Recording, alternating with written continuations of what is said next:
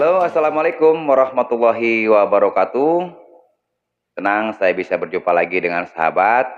Mudah-mudahan sahabat masih ditemui dalam keadaan sehat walafiat.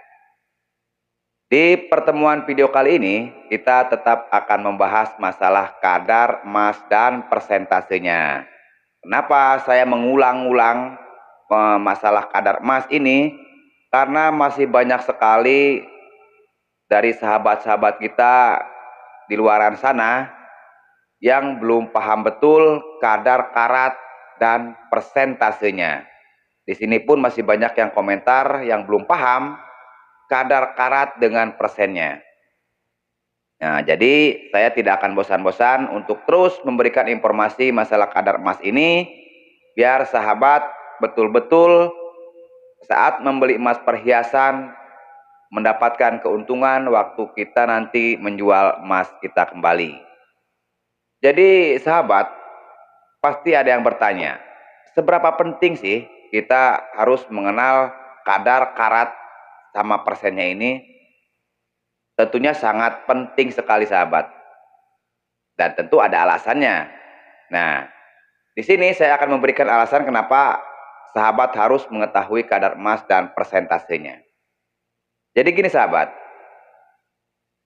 toko emas akan menghitung harga perhiasan itu bukan dari kadar karatnya, melainkan dari persentase dari emas tersebut. Kenapa demikian? Karena kadar karat itu masih terbagi. Contohnya, kadar 22 karat itu tidak mutlak persenannya itu 91,6. Kan selama ini kita mengenal kadar karat emas 22 itu kan 91,6%.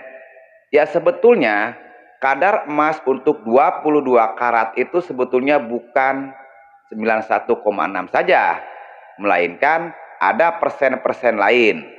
Nah, jadi kenapa banyak yang bertanya kenapa kadar emas 22 harganya kok sekian, di sini sekian, di sana sekian, berbeda-beda. Nah, disinilah sahabat, kenapa harga emas itu berbeda-beda? Nah, karena dari kadar karatnya itu ada bagian-bagiannya. Contohnya, emas 22 karat itu 90,6 sampai dengan 94,79%.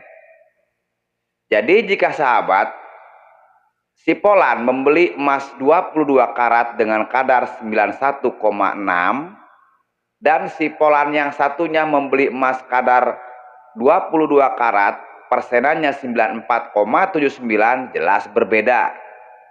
Kenapa berbeda? Karena persentasenya beda.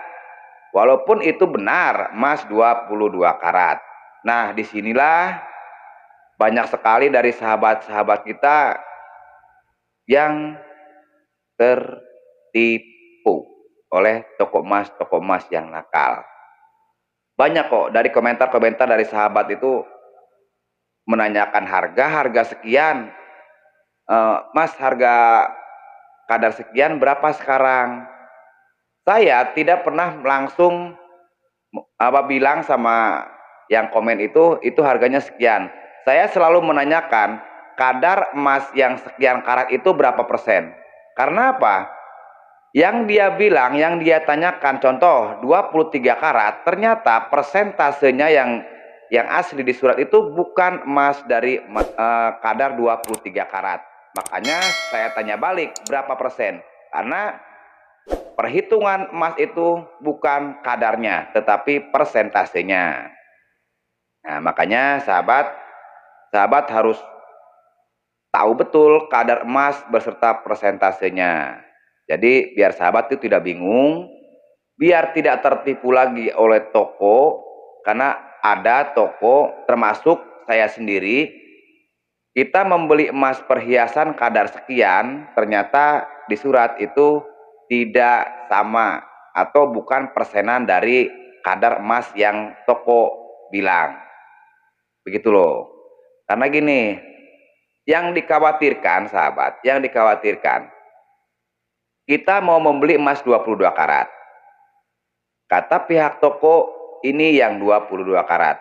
Ternyata persentasenya itu bukan emas 22 karat, melainkan emas yang 21 karat atau yang 20 karat.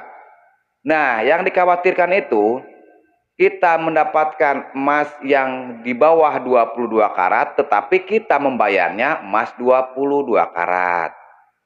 Makanya sebetulnya sih, kalau nggak pengen ribet itu, sebetulnya nggak usah kita nanya karat lah. Langsung aja nanya ke pihak tokonya, saya mau beli emas yang sekian persen. Jadi udah jelas. Udah jelas, kalau sekian persen, emas yang sekian persen itu hitungannya memang persen, bukan dari karatnya. Dan ada satu pertanyaan yang sangat menarik dari Kak Andi Gunawan. Halo, apa kabar Kak Anis? Jadi Kak Anis ini menanyakan, dia itu membeli emas perhiasan 50 gram, tetapi setelah emas tersebut dibawa ke rumah, dan kebetulan Kak Anis ini memiliki timbangan emas di rumah sendiri gitu. Jadi ketika dia timbang kembali, ternyata emas itu tidak ada 50 gram. Jadi kurang 5 mili ya. Nah, Kak Adis ini menanyakan, apakah emas yang kita beli, contohnya yang disebutkan tadi 50 gram, tapi yang kita terima itu di bawah 50 gram, itu sebetulnya nggak kayak gitu Kak Anis. Apa yang kita beli, apa yang kita bayar, seharusnya itulah yang kita terima. Contohnya Kak Anis itu membeli emas perhiasan 50 gram, seharusnya tetap 50 gram. Karena yang dihitung oleh pihak toko yaitu 50 gram. Dan contohnya gini, saya sering membeli emas perhiasan itu, contohnya 5 gram. Itu kadang itu bukan 5 gram. Kadang lebih dari 100 mili, seperti 5,100-an gitu. Kan sering kayak gitu. Nah, pihak toko aja kalau ada kelebihan dari gram tersebut pun ditulis dan dihitung. Begitupun kita. Begitupun pembeli. Kalau memang ada gramnya itu kurang, ya seharusnya harus dipertanyakan, kenapa ini kurang, Kak? Sementara uang yang dibayarkan itu sesuai dengan harga yang kita beli. Nah, disinilah sebetulnya kita tuh harus jeli-jeli memilih toko emas perhiasan. Jadi gitu Kak Anis. Tetap harusnya itu nggak kurang dari 50 gram. Harusnya tetap 50 gram kalau Kak Anis membayarnya 50 gram. Dan pertanyaan kedua dari Kak Anis ini, dia itu menanyakan, saya membeli emas perhiasan yang ditulisnya itu bukan kadar persentasenya, melainkan kadar emas karatnya. Menurut saya itu tidak masalah, Kak Anis. Nggak masalah. Kalau memang betul emas itu 24 karat. Nah, di sini pun Kak Anis pun harus tahu loh, emas 24 karat itu kan terbagi-bagi juga. Jadi ada yang emas 99,0 sampai 99,99, jadi emas murni. Nah, di sini pun ada perbedaan harga juga Kak Anis. Ada perbedaan harga juga emas murni sama emas yang di bawahnya. Walaupun itu sama-sama 24 karat. Nah, yang jadi masalah sekarang, kalau di surat emasnya itu ditulis 24 karat, kita itu tidak mengetahui betulkah itu 24 karat yang murni atau tidak. Itu doang. Sebetulnya yang lebih pas itu memang persentase yang ditulis, bukan 20, ya bukan kadar karatnya sebetulnya. Cuman bagi saya itu tidak masalah kalau memang peraturan di toko itu memang kayak begitu. Dan jangan kaget nanti Kak Anis, seandainya emas Kak Anis itu dibawa ke toko lain, mungkin kadarnya di bawah itu. Mungkin versi dari toko Kak Anis ini, mungkin model kayak gitu masuknya 24 karat.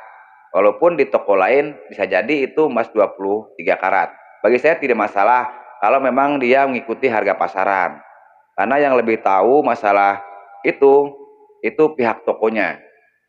Jadi kalau seandainya kita nanya ke toko ini, kenapa ini 24 karat?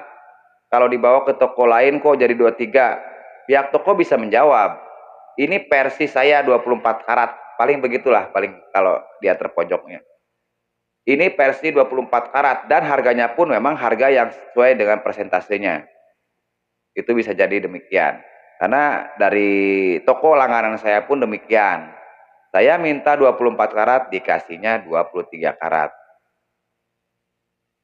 Tapi di situ tidak menuliskan 23 karat, 24 karat, tapi persentasenya. Jadi kita bisa menghitung. Jadi begitu Kak Anis. Sebetulnya tidak jadi masalah walaupun itu dibikinnya 24 karat dan kalau dijualnya itu ke toko yang sama. Begitu. Cuman sih rata-rata kalau emas perhiasan, kalau dibilang sama tokonya itu 24 karat, terus kita cek sebetulnya di bawah 24 karat. Cuman tidak jadi masalah karena itu mungkin 24 karat versi toko itu. Dan yang penting kita jualnya ke toko itu juga. Begitu. Jangan ke toko lain. Dan ada lagi pertanyaan. Ini memang sangat umum dan sangat banyak sekali yang menanyakan masalah hal ini ya. Jadi waktu kita membeli emas, terus kita akan menjualnya kembali, harga yang dihitung oleh toko tersebut ternyata harga waktu kita beli. Walaupun itu belinya tahun kapan, tetap yang dibeli sama pihak toko itu harga lama. Udah dibeli dengan harga lama, dipotong lagi. Nah, sebetulnya itu dulu ada. Di tempat saya pun banyak, mungkin hampir semua rata-rata toko emas, toko-toko emas yang lama itu memberlakukan sistem demikian. Beli emas dulu walaupun kapan, walaupun tahun kapan, yang dihitung ya harga yang waktu dulu beli. Tapi sekarang pun ternyata masih banyak ya. Jadi dari komentar-komentar dari sahabat-sahabat itu ternyata masih ada hal yang demikian.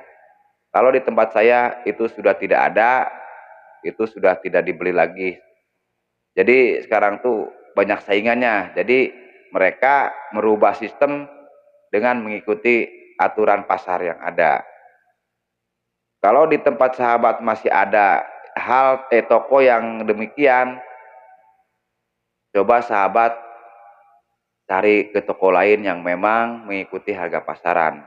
Sebetulnya sekarang itu harusnya sudah tidak ada. Dulu memang banyak sekali. Banyak sekali saya temui toko yang kayak begitu. Tapi sekarang sudah jarang.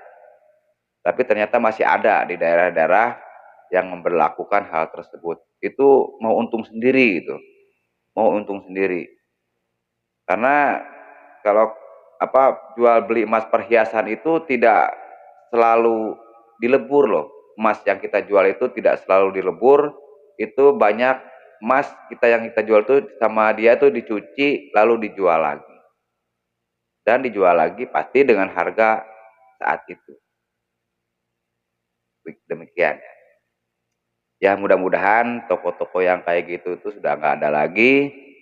Sebetulnya yang penting kitanya nggak beli, itu aja sih. Kalau kitanya lari ke toko lain yang memang mengikuti pasaran, mungkin dia pun akan berubah. Karena di tempat saya pun kayak gitu. Sekarang tuh mungkin hampir tidak ada toko yang memberlakukan sistem tua. Kalau saya bilang itu sistem tua, sistem lama itu. Sistem lama.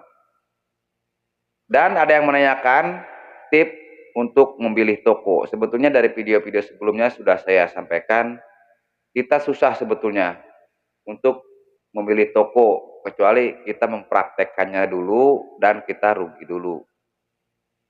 Itu pengalaman saya. Cuman nanti bisa cek di video lain, karena masalah tip untuk membeli emas perhiasan itu sudah saya bahas. Dan sekian dulu untuk pembahasan video kali ini. Silakan buat sahabat yang mau bertanya seputar emas perhiasan. Dan untuk catatan sahabat, saya membahas perhiasan ini bukan membahas perhiasan dari keluaran pabrikan. Saya bahas perhiasan ini adalah membahas masalah perhiasan di pasar tradisional. Karena yang saya tahu, itu pasar tradisional. Kalau memang pasar-pasar udah pabrikan, itu kita sudah tidak khawatir lagi. Itu sudah ada harganya, harga jualnya, harga belinya itu sudah tercantum di situ. Tinggal kita berani enggaknya beli emas yang dari pabrikan tersebut. Cuman dari penglihatan saya, kalau dari pabrikan itu bukan untuk emas investasi. Karena akan banyak ruginya, akan banyak potongannya.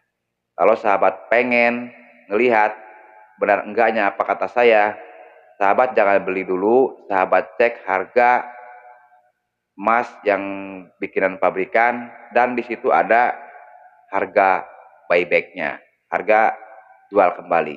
Di situ sudah ada berapa perbandingan mereka jual harga emas dan berapa perbandingannya mereka beli.